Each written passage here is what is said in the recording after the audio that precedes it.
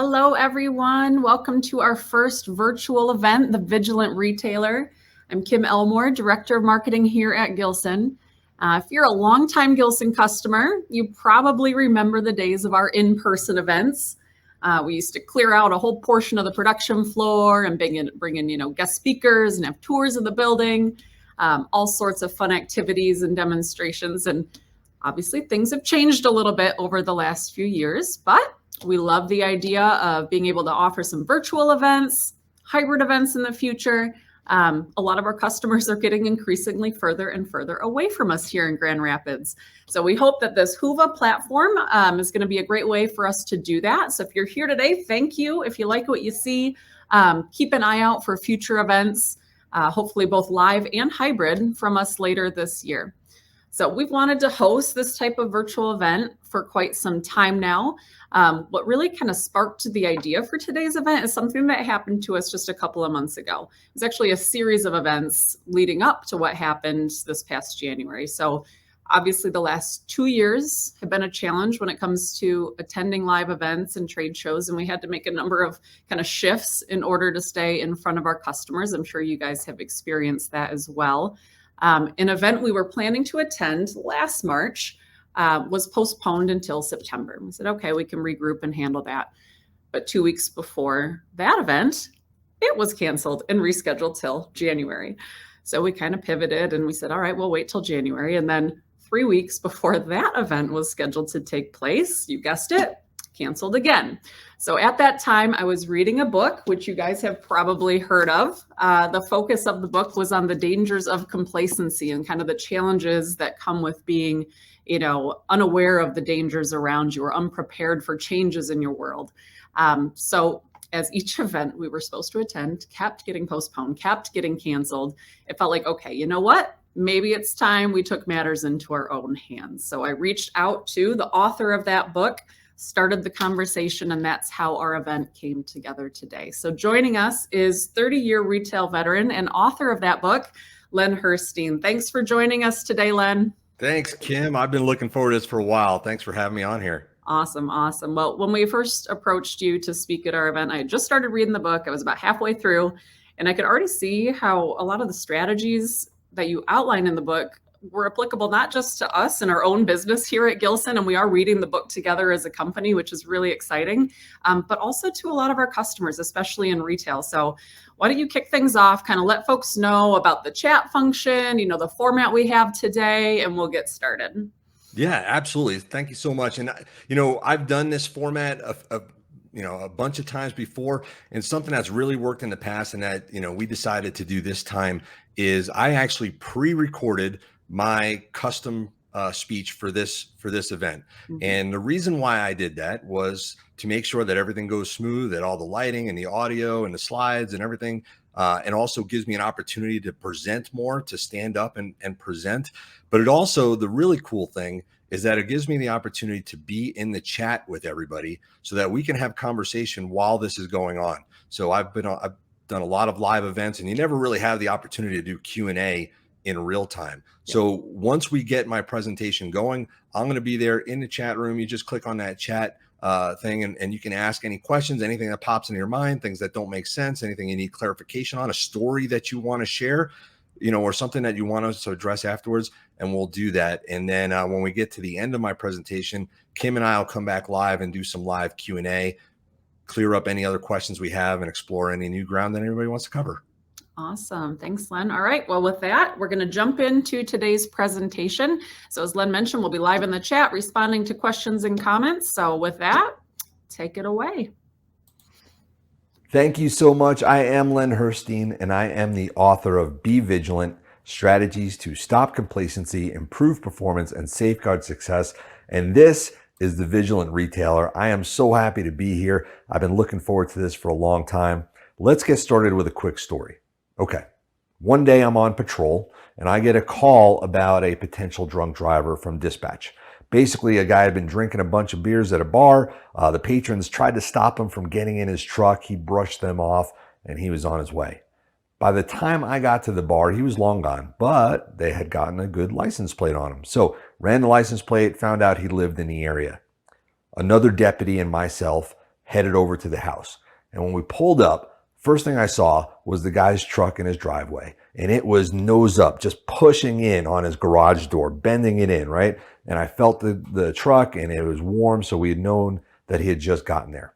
Rang the doorbell, and he answers the door, and he's kind of swaying and moving. And I notice he's got blood coming down his forehead. I go, "Hey, sir, are you okay? What happened to your head?"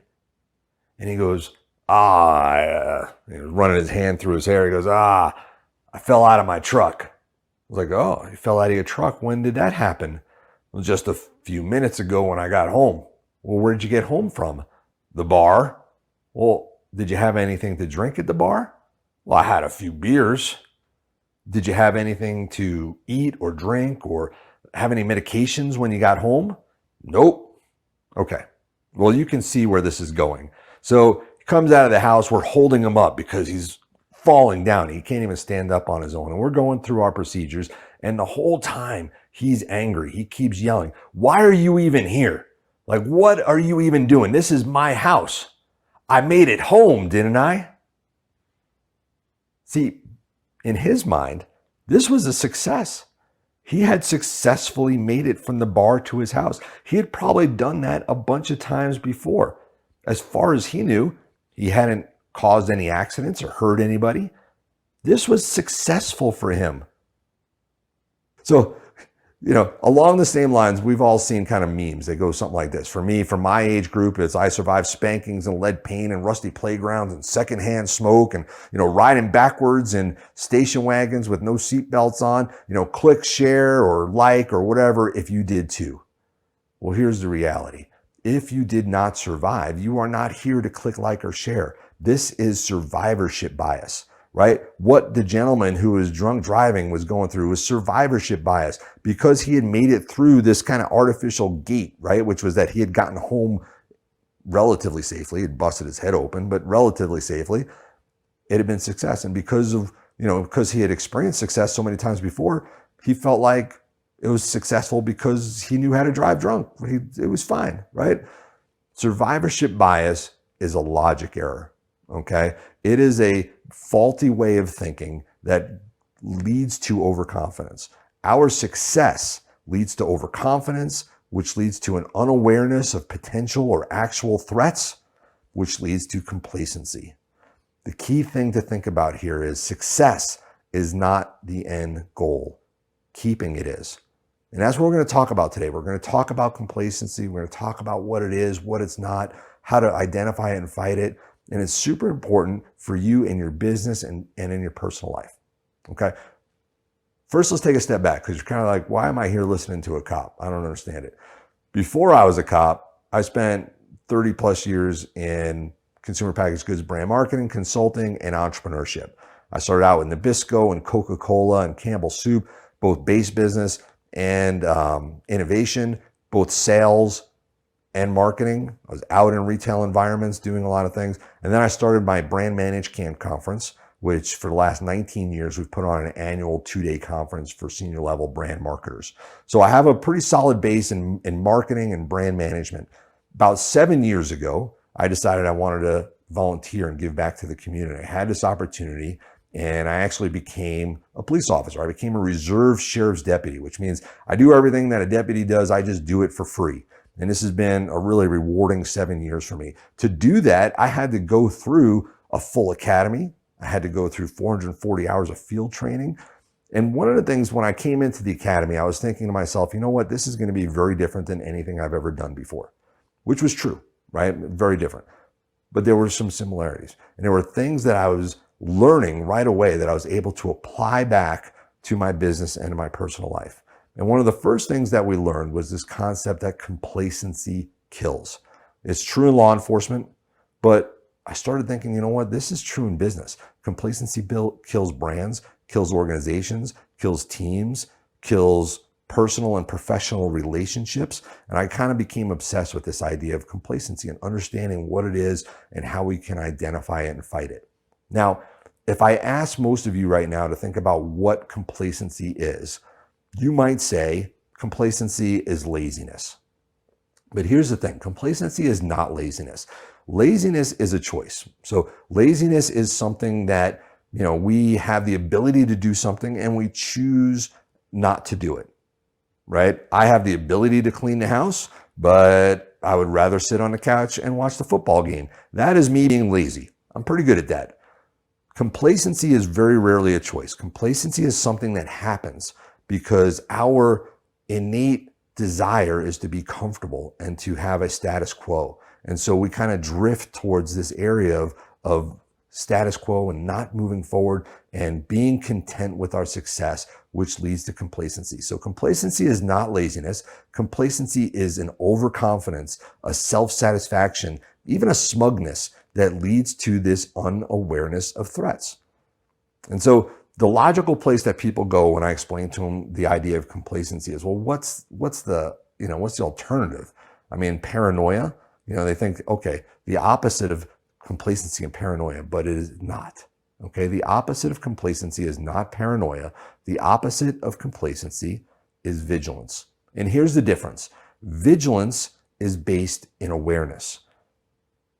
Paranoia is based in fear. So the message here is not to be fearful and always looking over our shoulder and being paranoid, right?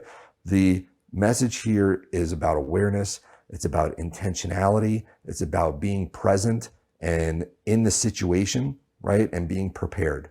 So that's what we're going to talk about. We're going to talk about the fact that we are all vulnerable to complacency. Whenever we have success, whenever we enjoy any level of success, we are vulnerable to complacency.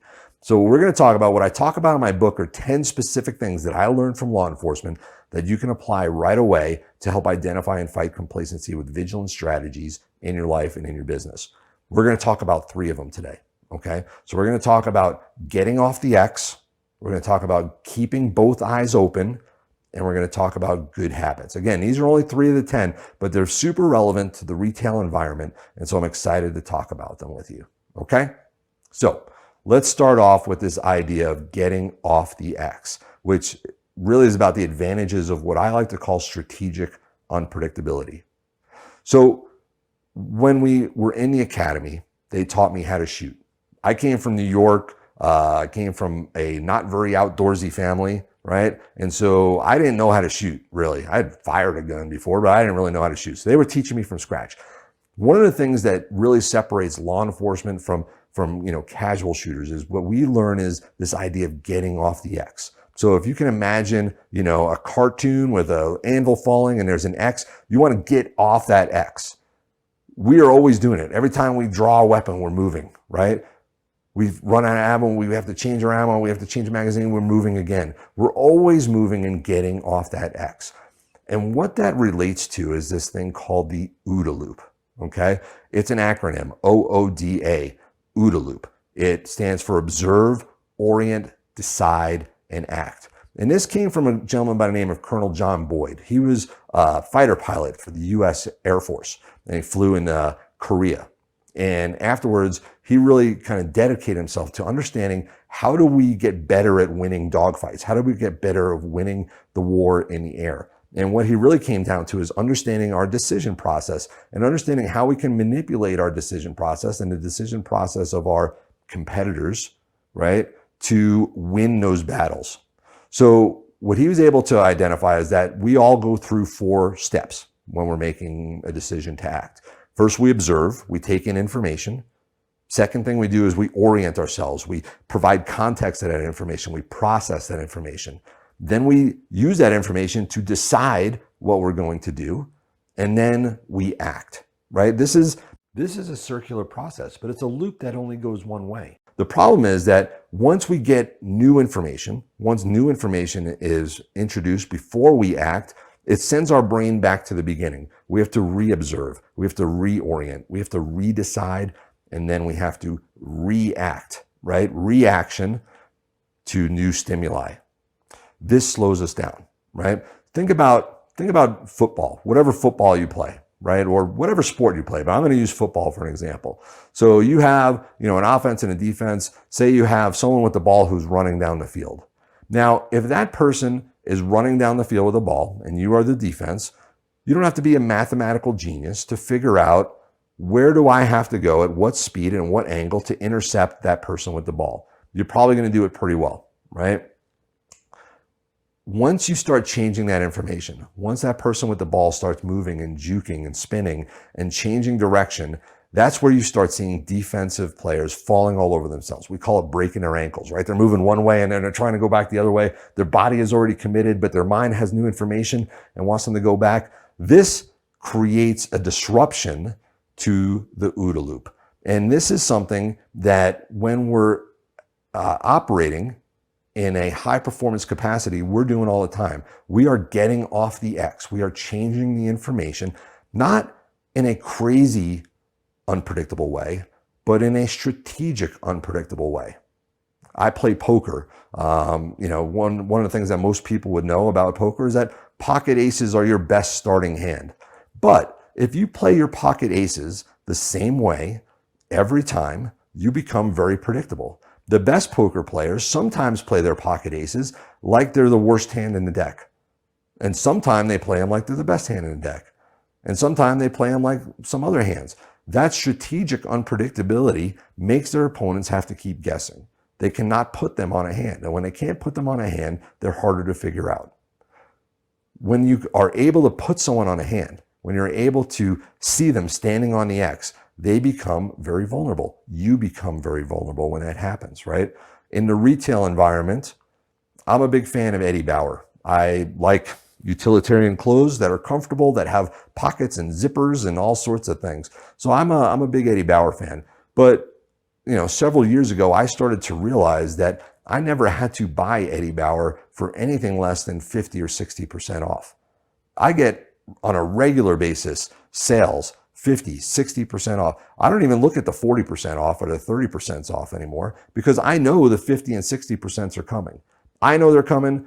Eddie Bauer's competition knows they're coming. They come on a regular basis around regular holidays, but also in between. They are firmly on the X, right? This is very easy to happen. I mean, listen, I was at Coca-Cola and Campbell Soup, Nabisco. I understand that we have numbers to meet. We have plans to do. We have to make our year over years. We have to, if we saw a bump in March last year and we don't see that bump, we're going to be in trouble when we start looking at our numbers. Our forecasting for our manufacturers, all those things come into play. It's a difficult cycle to get out of. But when we're standing firmly on the X, it limits our ability to process information and make new decisions, which makes us very vulnerable to our competition. Right? It is a form of complacency. The best way to get off the X is to disrupt ourselves, is to practice self-disruption. The best type of disruption is self-disruption. Okay, I'm going to tell you how some other companies do this. Everybody knows the example of Blockbuster and Netflix. And when I talk about complacency, people immediately go to this story, right? And we all know how Blockbuster had the video rental market locked up. Netflix came along with their, mail order video rentals, and Blockbuster, poo-pooed it. And we all know what happened, right? My favorite part of this story, though, is what happened next, because Netflix had won. And it would have been easy for Netflix to kind of stay the course and remain comfortable in the fact that they had won. But what Netflix has continued to do is self-disrupt. And when they self-disrupt, they keep their competitors lagging behind, trying to catch up. So they didn't stop with mail order rentals. They moved to streaming. And then they didn't stop with streaming. They moved into producing their own content. And now they're getting into gaming. Every time they do that, they're getting off the X. They're making their competitors reobserve, reorient, redecide, react. Right? Reaction is slower than action. And so Netflix is able to stay on top by self-disrupting themselves and keeping the market chasing them, right? This also forces them to look for the new opportunities. Where is the consumer going? Where is the industry going? Where are the potential threats? And if they can get to those first, right, they can always stay ahead of the competition. So number one thing is self-disruption. Another great example of this, the other day I was in Sam's Club. Sam's Club now has an app where you can take your phone and you can go shopping through the aisles and you can scan things as you go. When you get to the checkout, you just kind of click a button and there's someone there and you just go on through. How great is that? I mean, one of the biggest problems, I'm a Costco and a Sam's Club shopper. One of my biggest problems has always been the lines, especially when you go on a weekend, right? You go on a weekend, and it's like, oh my God, it's going to take me forever to check out of here. And Costco had started doing, self-checkout where you can scan your own items and stuff, and that made things go quicker. But Sam's Club has even disrupted it further with this new app. Even cooler is what you can do with the app when you're in, like, say, the electronics aisle. So, you want to buy a big TV. Well, you don't want to buy a big TV without seeing the TV, right? That's tough. So you go into the store, you find the TV that you want, and then you scan it, and then you ask them to ship it to your house. So you don't have to then get this TV into your little car and drive it home, holding on for dear life and hoping that your, 70, 80-inch TV doesn't fly off the top of your car, right? They have taken the level to the next level in terms of what is best for the consumer and how do we make sure that we continue to push the envelope on the experience, getting off the X, remaining unpredictable, making others catch up with you. When I was at Campbell Soup, one of the things that we worked on a lot was this idea of, reinventing the shelving system. So we created this gravity-fed shelving system, which was so much easier to see than the labels. Like if you're looking for your soup, where's the soup I want? There's so many condensed soups and ready-to-serve soups. And this was a great way of not only making it easier for the consumer to shop the soup aisle, but also to make it easier for the retailer to stock that aisle. It was gravity-fed, so you just put them in the top and they would always be at the front. You didn't have to move around and move around things on the shelf. Now, this has had varying success. In some places it's still using it, in a lot of places it's not. But the reality is, by bringing that new thinking, it helped us become the category captain. When we became the category captain, we had a lot of power in that aisle. We were able to do more promotions. We were able to influence pricing more. By getting off the X, right, it allowed us to remain vigilant not only for ourselves, but for our consumers and our customers, our retailers, right? And it kept us ahead of our competition. Another way that you can get off the X, like as opposed to innovation and things like that, another way you can get off the X has to do with personnel. One of the things that we do at the sheriff's office is we have, I live in a big county. Northern part is very, very populated, cities and stuff. Southern part is less so, but we have 11 districts. We have deputies assigned to each district.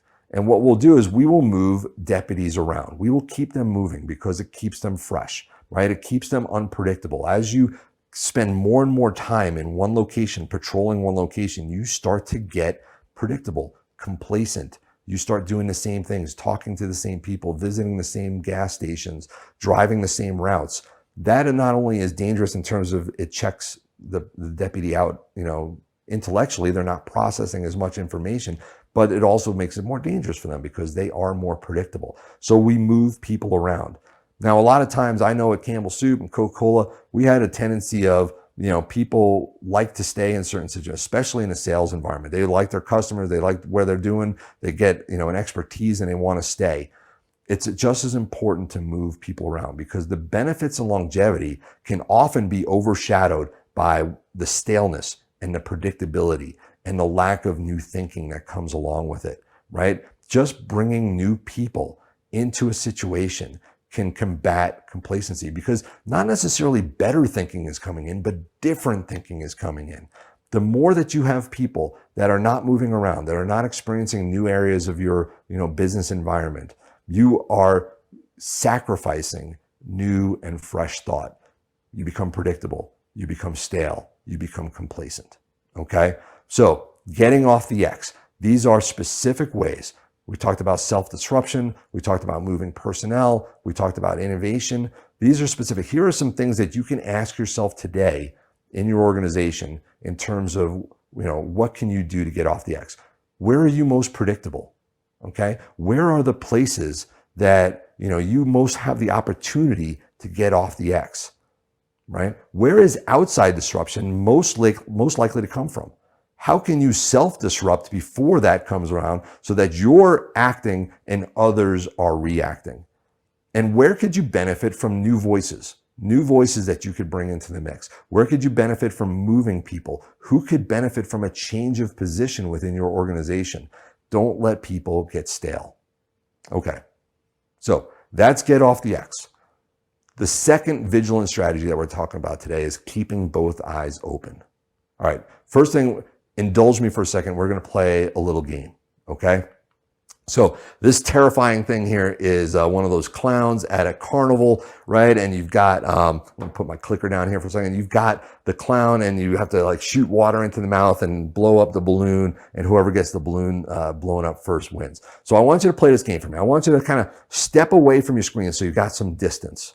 Okay. And I want you to kind of hold your hand up like you've got this water gun. And I'm going to have you point your thumb forward towards that mouth. That's where we want to go. We want to go towards that mouth, right? And I want you to really, really get focused on that mouth and really, get in there so that you're going to win this race. And we're going to go with 3, 2, 1. Now we're going to shoot our water into the mouth of the terrifying clown. And okay, we blew up the balloon, right?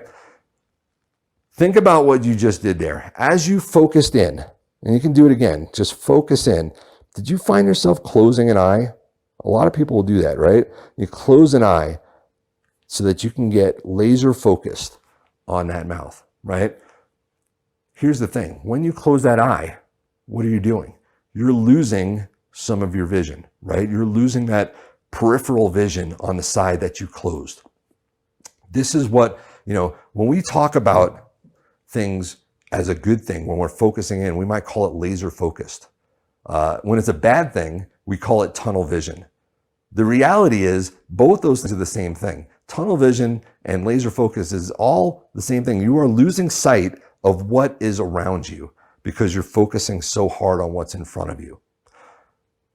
When I was in the police academy, again, when they were teaching us how to shoot, they went through this. They taught us what our dominant eye is. And so we would tend to close, people have a tendency to close their non-dominant eye. It helps you focus. We learn to shoot with both eyes open so that we can maintain that situational awareness and see what's coming at us, right? When you lose sight of what's around you, you have a tendency to become complacent because all you're seeing is what's comfortable in front of you and you're missing all the other things. I call this, a lot of times I call this the Roadrunner effect.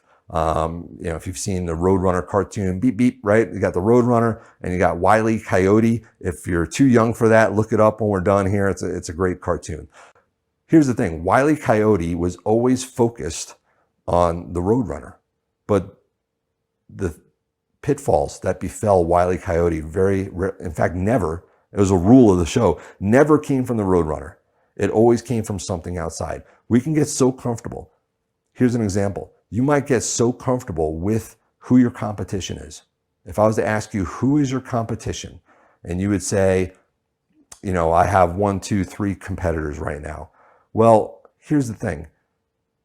If you are so comfortable with your 1 or 2 or 3 competitors, my guess is that there are others out there that you're missing. You're getting that Roadrunner tunnel vision, laser focus, whatever you want to call it, where you're losing sight of everything around you. If you're in the solar industry, did you see Tesla coming as your main competitor as opposed to, your local competitors that are out there kind of working the street and the flea markets and everything, trying to get appointments and knocking on doors? Did you see where that next level of competition was coming from? Coke and Pepsi, did they see Red Bull? Whatever it is, do you see those threats coming from outside where you would normally see them coming?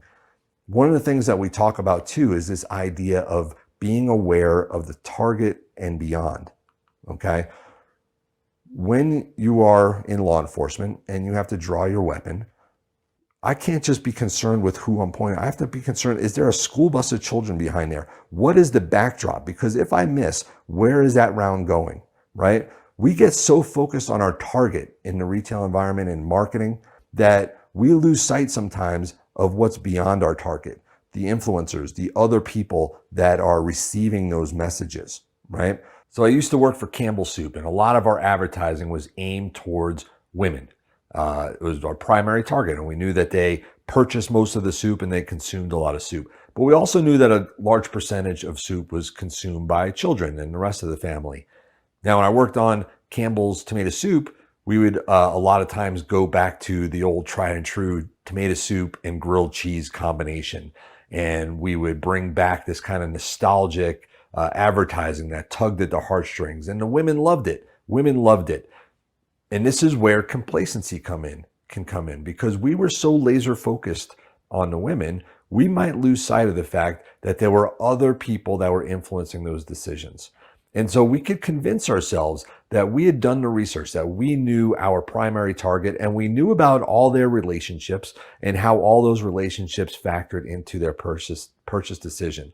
But when we closed that eye and we got laser focused or got that tunnel vision, we actually would convince ourselves that we knew more than we knew. When we actually went out and talked to kids, we learned a lot more. We learned that they were looking for individuality. We learned that they liked tomato soup, but it quickly got boring for them. We learned that this kind of nostalgic, heart-tugging advertising that we created was actually a negative for them and made their moms look boring and old. And moms did not like hearing that. So when we actually broadened our horizons, when we opened that other eye, we started to see that there was another way that we needed to be talking about Campbell's tomato soup. We need to be talking about how you could customize it, how you could make it your own by adding sour cream or bacon or goldfish crackers or whatever it was, so that every kid in the family could have their own individualized Campbell's tomato soup. And that's when we came up with this campaign called Tomato Soup Possibilities. And it helped us reinvigorate that brand by opening both of our eyes and taking our target and expanding our view beyond the target. A lot of times when we're not keeping both eyes open, or when we see other people not keeping both eyes open, we start hearing this word like, how could they be so tone deaf, right? Tone deaf is something that we hear a lot these days. This image is an example. This is, I think, forget which Jenner, one of the Jenners. She was, doing a commercial, and it was a Pepsi commercial. And basically it was during the time of a lot of riots and unrest between the community and police, which actually obviously still goes on. And she gets in, she's doing some sort of photo shoot, and she gets pulled into the crowd, and then she takes a Pepsi to a police officer and like solves the world's problems by giving a Pepsi to the police officer. Well, they probably tested this with their target market, people who are very into the Jenners and all the things that go along with it. But the reality is that way, way, way more people saw this commercial, right? And the backlash was strong and swift. There was this idea of how could Pepsi be so tone deaf to minimalize what was going on with these protests, what was going on with the unrest in the world with such a trivial and, flippant commercial. And very quickly, this was taken down. Apologies were made. The tone deafness came from the laser focus or tunnel vision, the lack of awareness, right, of the target and beyond, and not keeping both eyes open. So those things all lead to the complacency, the overconfidence that we've got it figured out. We know our target. We know everything, right? That overconfidence leads to decisions that are faulty, okay? Here's another thing that's going on in retail right now. I was just reading about this recently. These things are called cooler screens, right? Anybody in kind of, they're doing them in Walgreens, and they're doing it in some grocery stores now. These cooler screens, basically what they've done is they've taken over the cooler section, replaced the doors with these like video screens that also have video monitors that are like watching what's on the shelf, so they can represent what's on the shelf, and also watching the consumer to be able to understand when someone's looking at it. And they provide advertisements and all sorts of things. When you hear the people who are implementing this talk about it, they talk about it as if this is the best thing for the consumer, right? This is, I saw the CEO of the company that created these cooler screens talking about the fact that, we saw consumers going through the store, looking through their phones, trying to get information. This is a great way to provide that information to consumers. I think we all look at that. And when you look at some of the backlash that's come from consumers, and they say, you know what, I'm going to call BS on that, right? That's a nice message, but here's the reality. We can all see through that. We all know that this is about selling more stuff, about selling more advertising, and using that space to generate more revenue. is it necessarily the best thing for the consumer? Is it better than a consumer just being able to see what drinks and what things are in those refrigerated, sections? Is that a better experience for them? Do they have that many questions about, their drink, or are they just trying to get a Coca-Cola or a Pepsi or a Gatorade or a water or a Red Bull, whatever they're trying to get? Is it making it easier and faster and a better experience for them, or is it slowing them down, but it's a better experience for, say, the retailers and the cooler screens because they're getting money from manufacturers to have another advertising screen? I don't know what the answer on this is. I'm a big fan of signage, obviously, but I also am a big fan of being able to articulate the why and make sure that that why is always focused on the right area, right? This to me feels like, done incorrectly, could result in some tunnel vision. We did some research in our own environment that told us some certain things. We have answers that we all already want to know and want to say, and we move forward with it. And we may lose sight of kind of our target and beyond, and sort of the ripple effects. People talk about unintended consequences. To me, there is no such thing as an unintended consequence. There are just consequences that were not considered. So this one's still yet to be seen. I love the thought process. I love, I'm an advertising guy. I love this stuff, but I also feel like we have to question, are we keeping both eyes open? Okay. So keeping both eyes open. Where are you keeping one eye closed? What could you be potentially missing? What lies beyond your target, your secondary targets? Who are the influencers of your targets? And are you taking them into account? We talked about there's no such thing as unintended consequences. What consequences have you not considered that you could avoid? And where could your organization potentially be seen as tone deaf? Okay? These are things to consider as it relates to keeping both eyes open and remaining vigilant and fighting complacency. The third thing that we're going to talk, and the last thing we're going to talk about today, is this idea of good habits. Okay? When I was at Coca-Cola, I was, part of a sales team. We had a rule. We had a rule that you had to return every phone call within 24 hours. Now, this was, a time long, long ago where we actually had phones. We did have cell phones at the time. It was kind of new, but, we didn't have robocalls or anything like that. And people actually talked to each other. There wasn't a lot of texting going on. So our rule was we had to return our phone calls within 24 hours. Notice that rule did not say return every phone call from an important customer within 24 hours or return every phone call from a large customer within 24 hours. That rule was all encompassing. Return all phone calls within 24 hours. What that did was it created a habit. Habits remove thought from the situation, right? I didn't have to think about, is this a worthwhile or not worthwhile call? Is this a current customer or a future customer? Is this someone who orders a lot or doesn't order a lot? When I start having to put that thought into it, I can start making faulty decisions based on my own decision process, right? I might think an important customer is different than somebody else's important customer. I might miss the fact that this is a potentially good customer that we just don't have yet, or that there's potential to grow this customer. By taking the thought out of the process, we created a good habit. We return calls, right? In the police department, the sheriff's office, we are taught not to do what this officer is doing here. And we spend a lot of time kind of debriefing. This is another thing I talk about with the book. And we don't do it to put blame on anybody or to, shame them or anything. But this is a bad tactic, what we're seeing right here, because what they're doing is they're standing right in front of a door. We don't know what's on the other side of that door, right? And so, what we're taught in a police academy is to kind of knock the door and get off and take some cover. Behind that brick wall would be a nice thing, right? Instead of standing in front of that door.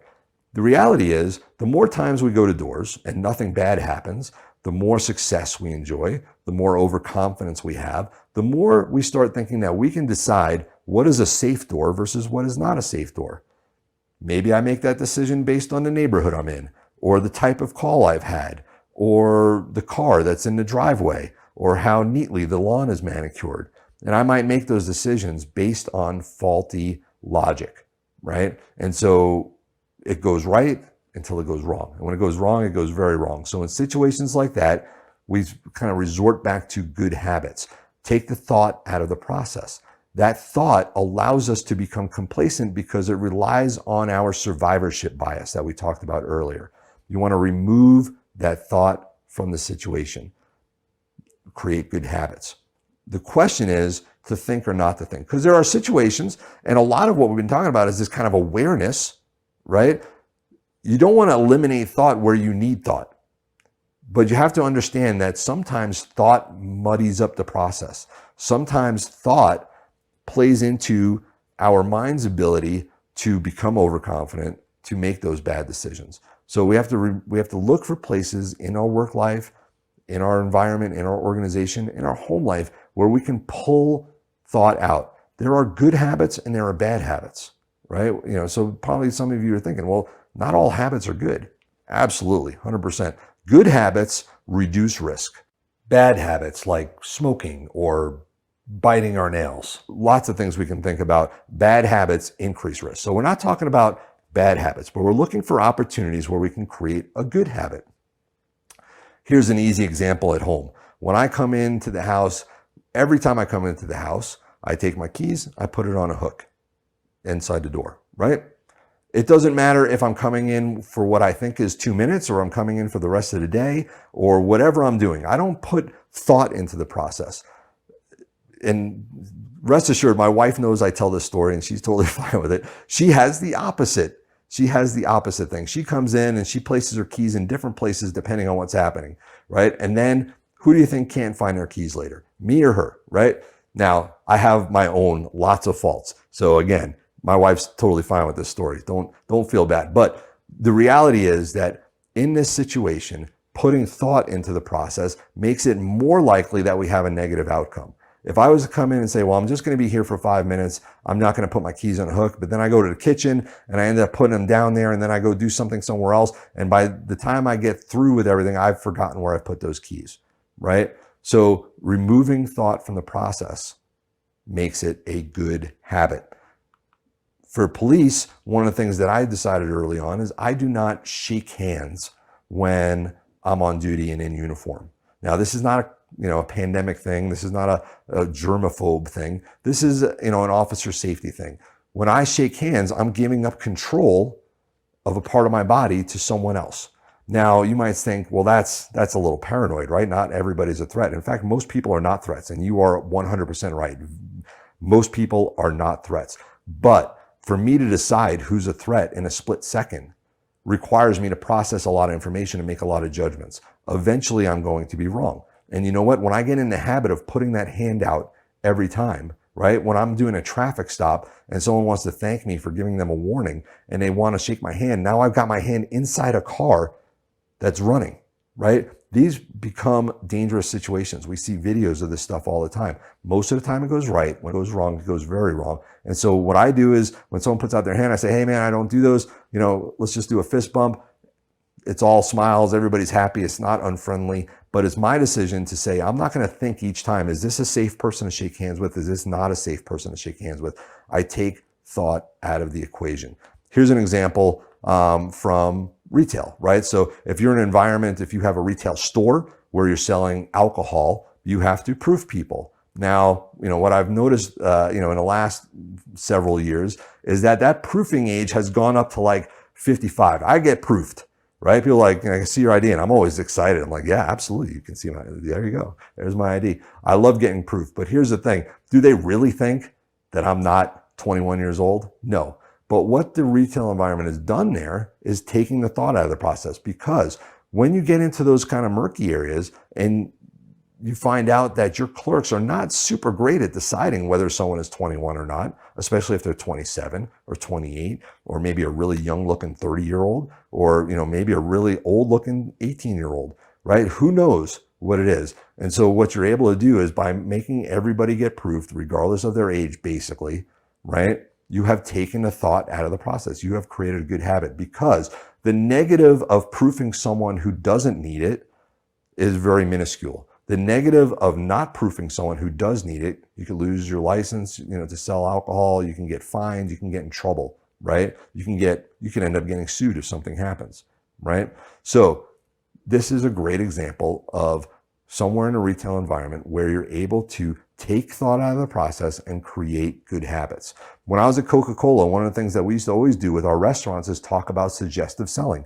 Would you like a Coke with that? Would you like a drink with that? Something other than water. We are pretty good at doing this in the restaurant environment, but still not great, right? What you want to do is you want to take the thought out of the process. You want to teach your employees to always ask that question, right? This is not just a restaurant thing. This is a retail environment. When someone is in a sporting goods store and they buy a new pair of sneakers, do you need some new socks to go with that? How about an extra pair of laces just in case? Do you need another pair of running shorts? What are you using those sneakers for? What sport? Do you need some, volleyball knee pads, whatever it is? How do we teach our employees to take the thought out of the process in terms of should I or should I not try and upsell, and make sure that they are always doing it in the right way, right? Not thinking about, well, this person doesn't look like they're going to buy more. Or this person, doesn't look like they need anything else, right? Look for those opportunities to take the thought out of the process for your employees, right? There's other things I talk about in the book about how important it is to put thought into things and to give employees autonomy and discretion and keep them engaged. But we also want to look for those areas that are really easy, low-hanging fruit where they don't necessarily have to think, where they should do the same thing every time, right? Regardless of what they think is going to happen. Here's another example where you can actually take what was essentially a bad habit or a bad routine and turn it into a good one, right? So here's, a brainstorm. How often do we start off projects with brainstorms? The reality is that a lot of times we do it the same exact way. We invite the same people, we do it in the same conference room, we run the same exercises, and you know what? We get a lot of the same results, and they're not that great a lot of times. So how can we take this bad habit that we have, this bad habit of running our brainstorming sessions the same way, and how can we actually turn that habit into a good routine, right? So the difference between a habit and a routine is habits remove thought, routines put thought into it, right? You don't talk about dance habits, they're dance routines. We think about what we're doing. We think about how we're going about that process. If we reintroduce, so this brainstorming has become a bad habit because we're doing it the same way every time. We've become complacent in the way that we do brainstorms because we get decent results, but we could be getting better results. How can we make those brainstorms better? How can we hold them in different locations? One of the things I used to do when I was in marketing is I would take my team and we'd get on a train and we'd take a train ride and we would do our brainstorm on a train. Just by getting out of the office, the new stimuli we got, right, pushed us in new directions. I'd invite new people to our brainstorms, people who maybe had little or no experience in what we were doing, to get a new perspective, or people that had a lot of experience that we just had never talked to before. How do we infuse new and different ways to take that bad habit and turn it into a good habit or a good routine? So it kind of runs both ways.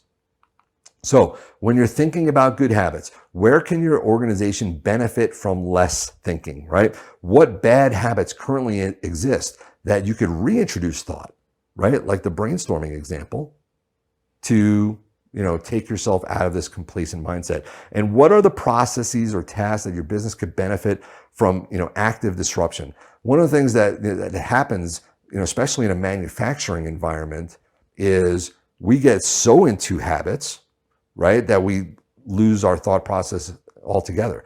When we lose our thought process altogether in, say, a manufacturing environment, that's when we start having safety risks. That's where we have to start putting, positive stimuli in there, sounds on forklifts, signs, whatever it is, to help us remember that we have to think, that we have to get out of these bad habits that have removed thought so that we can remain aware. So you want to look for that as well. Okay, so we talked about 3 vigilant strategies to identify and fight complacency. We've talked about how it relates to the retail environment. We talked about getting off the X, right? Keeping both eyes open. And we talked about good habits. Remember, complacency is born from success. The more success we have, the more vulnerable we are to it. You don't find a lot of bootstrapping, startups working out of their mom's garage, maxing out their credit cards, who we would describe as complacent. Complacency comes from success. It also means we have more to lose, right? All of this is applicable in your organization. All of this is applicable at home, as is everything else that's in the book. Remember, success is not the end goal. Keeping it is. And that is the main point I want you to take away from all of this, is how do we keep that success we've worked so hard to create, to not fall victim to complacency, to remain vigilant, to keep that vigilant mindset and continue to push forward. This has been an absolute pleasure for me. I am here. We're going to have a live discussion right now to talk, to go through some Q&A and really take this discussion further. If you want to have more discussion, please reach out and contact me. My website is lenhurstein.com. My LinkedIn is Len Hurstein. And surprise, surprise, my Twitter is @Len Hurstein. I am super excited to talk with you and continue this conversation and see where complacency might exist in your life, both professionally and personally, and how we can fight it. So thank you for the opportunity. I look forward to more conversation. Until next time, be vigilant. Awesome. Thank you for preparing that, Len. Success breeds complacency, right? That's kind of the big theme throughout the book. It's obvious how being complacent can really be detrimental to your continued success. So I know we only got to cover just a couple chapters of the book. Hopefully people get a sense of kind of the different types of strategies they can use to start, fighting complacency today. So yeah, if you want to jump in, we'll start doing some questions. I know we were kind of chatting, throughout, which is awesome. I love it. It felt like I was kind of back at a live event. So, thanks for chiming in, everyone. Yeah, in some ways it's better than a live event, right? Because you can't do that at a live event. You can't stop things and have that discussion right in the middle of it. So, I think there's going to be things that live on from this experience as we get back to live events and as we start moving towards hybrid and things of that sort. I think this is one of those things we'll want to try and perpetuate. For sure. Well, I was taking notes kind of throughout on some of the comments, like Jason, your comment about, loving the kind of buy online, pick up in store, about not having to go into stores and buy what you don't need. I mean, that's a huge challenge for retailers, right? I mean, I think that's something that we're going to have to contend with for a while, is trying to figure out what can we do as retailers, as CPG brands, as marketers to, if people are doing more curbside pickup or more delivery, when they are in the store, what can we do to help them buy more, when they are there? Yeah, absolutely. And a lot of it gets back to being able to articulate our why and being able to, one of the other things I talk about in the book is, being aware of your threats. I think, one of the things that happened when this time in our lives came about a couple of years ago is a lot of people were caught unaware and unprepared. And so, especially say in like the restaurant industry, all of a sudden, they had to move 100% to takeout and delivery and things of that sort. And, a lot of them had not thought through, how do we maintain our value proposition? We have an in-restaurant experience. How do we maintain that experience and connection with our guests, with our patrons, when we're just delivering their food in a brown bag that they eat at home? And so, it's the same thing in reverse. As people are coming back to the store environment, we have to think about, how do we add the value that we want to add? What is the purpose? What are we trying to accomplish? Why are we doing everything in the store? And make sure that why always comes back to our customers' needs and our partners' needs. There's a lot of constituents, our employees' needs, everybody's needs. We got to think about all those things. It can't just be because it's good for us. Exactly. Yeah. And Rob, I saw some of your comments in the chat. Rob Lang. He is known for some of his Rob-isms. And one thing he always tells, like, if you've ever worked with Rob, there's probably some folks here that have, he goes way back in the retail industry. He always says signs sell, but good signs sell better. And it's all about, what is the purpose of that piece of collateral? Is it to educate and let people know, some of the benefits of that product, or are you just doing it for advertising's sake? So tons to think about there. I think I saw a question pop up in the chat. Let's see here. Consequences of getting off the X too soon. Yeah. Netflix example for sure. Yeah. So there was a question there about, what if something's successful and you're making money at it and you're doing it and you move away from it too fast? And that's a great question. This is where some of the ideas in the book come together, which is, there's this idea of threat awareness that goes along with getting off the X. And so, it's one thing, you're doing something, it's working. The reality is you have to understand it's only going to work for so long, right? And you have to think about what could potentially make it not work. and you have to be prepared. You have to do what we do in law enforcement is we play a lot of what ifs. We talk a lot about if this happens, what are we going to do? If that happens, what are we going to do? So that when the time comes, we're able to make that shift.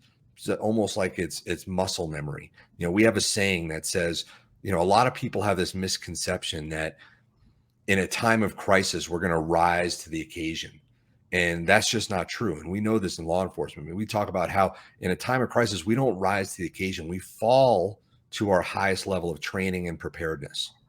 And that's where this kind of comes in is you have to understand, okay, this is working, but at what time do I need to shift and move so that my predictability doesn't become a vulnerability? Yeah. Yeah. I saw another question pop up from Susan. What's the best way to influence others in your organization to buy into the idea that they need to be vigilant? Yeah. Change is hard. Change is hard. What are some thoughts there for Susan? Yeah. So, one of the things that I talk about is vigilance is a top down and a bottom up thing. And so, obviously it has to start from the top down. And, it's not necessarily talking about vigilance all the time, but it's setting up the right environment to allow people and to encourage people to be vigilant. Mm-hmm. So one of the things that we talk about, at kind of the organization level is understanding your purpose and making sure everybody in the organization understands your purpose, which then helps us articulate our why and understand why are we doing everything we're doing and how does it relate back up to our purpose, right? When everybody understands the purpose and they understand that everything they need to do needs to fit into that purpose somehow, it forces them to remain aware. Mm-hmm. And as we talked, vigilance is based in awareness. So by making people aware, by forcing people to remain in the moment, to remain intentional, to remain thoughtful, we are promoting vigilance. Another thing that we can do in our organization from the top down is we can provide autonomy and discretion to our employees. The more we script out what they do, the less engaged they are in what they do. Mm-hmm. And the less engaged they are, the less attention they're paying, the less aware they are. And so then you start having that bottom up complacency because they have no incentive to be involved enough to be anything but complacent. They just do their job because they're getting incented to do their job exactly the way you want them to do it without any thought. So by putting autonomy and discretion into their work, you keep them again engaged and aware. There's a bunch of other things in the book that allow you to do this, but when you're thinking about how do you build this from the top down, it's about creating an environment that promotes awareness, that promotes purpose, that promotes, individual accountability mm-hmm. and transparency. And those things help, create a vigilant mindset and a vigilant organization, which is easier than just saying, hey, let's go be vigilant. Right. Yeah, that's a great point. I hope everybody on the call today has a chance to read Len's book. If you were one of the early attendees, you had that in your kit. The points that are in this vigilance checks book are kind of, each chapter Len walks through kind of questions you can ask yourself, questions you can ask of your organization to kind of help, start guiding yourself towards vigilance and kind of away from complacency. So that's perfect. We want to make sure we're staying, on schedule. We've got a couple minutes left, so we'll just wrap things up. I think we've answered at least the questions that were in the Q&A. So I think we'll just tie things with a bow. We will make this available as a recording. So if there's any coworkers you think could benefit from hearing the message, or if you want to share this with members of your team or people that weren't able to attend, we can certainly do that. So everybody who was an early bird registrant, got their swag kit. We will be sending out to anybody that wants one, kind of that vigilance checklist. So you can have that handy to share. So thank you everyone for joining us. Have a great rest of your day. We hope to see you at another Gilson event soon, whether that's live, hybrid, or virtual. So thank you so much, Len, for joining us. Yeah, thank you for having me and giving me this opportunity to interact with you all.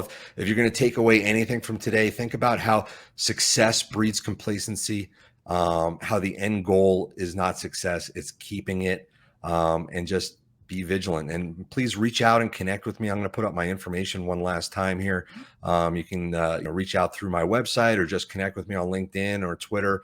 I'd love to hear your stories and what you thought of this and if anything resonated with you. And I appreciate the opportunity. Awesome. Thank you guys. Have a great day. All right. Until next time, be vigilant.